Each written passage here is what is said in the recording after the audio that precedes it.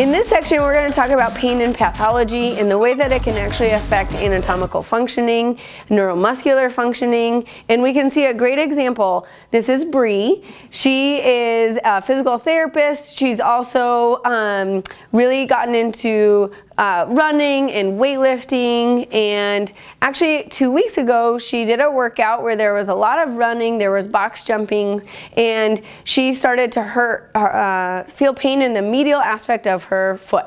So a lot of us might go to that there might be some plantar fasciitis in there, especially with that mechanism that she increased a lot of running in that case scenario.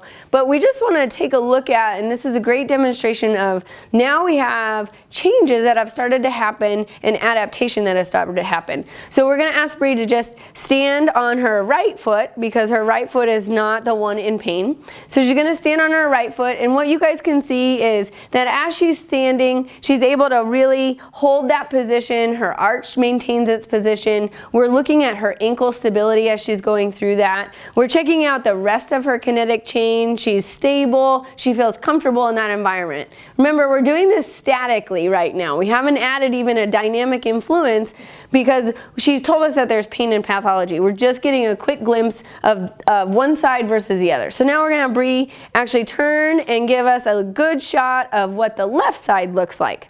And so we see now on the left side, she's having a lot more issue. We can go right to where the local influence is. So we're going to look at that medial arch, what's happening with that. But we're going to go above the chain and actually see that it's her ankle stability that is actually causing a lot of that dysfunction and that pain. And Bree, do you have any pain when you're doing that? Yes. Yeah, okay. And what would you rate that pain at, 0 to 10? Probably about a 6. A 6. Okay, so what would be my specific strategy right now? I would love for you to pause the video and you guys right now write down specific strategies that you would do.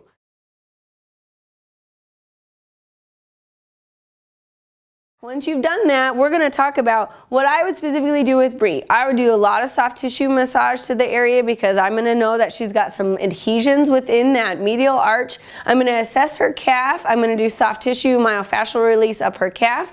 I'd use integrated dry needling at this point. Really, whatever's in your scope of practice. If that's not in your scope of practice, you might know that you need to refer out for some of that so that your client or patient can get better much faster. I'm going to assess her joint integrity. I'm going to think about some mobility exercises for her joint. But really what I have to come back to is that we have to give Bree now that neuromuscular control again. And a lot of my programming is going to be centered around giving her a safe mechanism how she can exercise and get that foot a lot stronger. So my first strategy would be to still leave her in weight bearing. Do you have any pain just at rest, Bree? Slight, like a 1. Like a 1. Okay, so for me that's tolerable and that's a trainable environment. So I would actually have Bree on her left foot. See that if we give her a little bit of a kickstand, if she has pain with that. Bree, do you have any pain with that? No. Awesome. So she's probably still staying around a 1 maybe, or maybe it got better by just giving her some support through her hips. Because when we give her a kickstand, we now have recruited her glute med to help her stand up a little bit taller. I want this to be an unconscious task. So I'm going to ask for Bree to actually have a driver. And now I might ask her to reach up overhead because we saw a dampening of her medial arch when she's in standing. So if she can get that nice overhead reach and I say, hey, do you have any pain with that? No. Awesome. So Bree's staying there. We didn't even practice this, right? So she's actually doing great with this. And so now we're going to start to think, do I need strength or do I need muscle endurance? For Bree, I need muscle endurance. So if I need muscle endurance, how many sets and reps are you going to do? You're going to do at least 12 to 15 would be our starting. I might even get up to 20 repetitions. Sometimes 20 repetitions is hard for any of us to count. So I would actually say, Bree, we're going to try and actually do this for 30 to 45 seconds. Because that would be a bout of exercise that would mimic what she's probably doing in her exercise training program. And that's a good baseline for us to start with. So I would have Bree start in that sagittal plane. Let's do those overhead punches.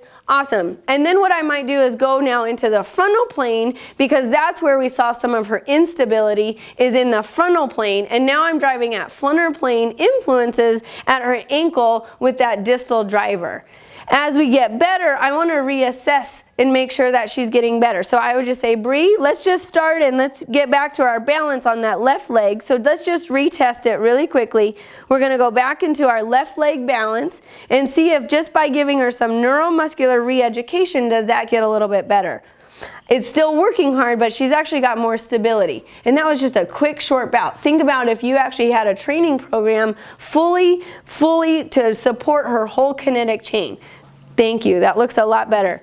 So guys, one thing I wouldn't want you to forget with Bree is that although her issue is at her foot, we're going to want to make sure she's got stability at her hips. So thinking about your hip, glute medius is one of our great stabilizers of our lower kinetic chain. So doing some of those resisted side steps would be something that I would love Bree to do. It's also working on that frontal plane movement as she goes through that.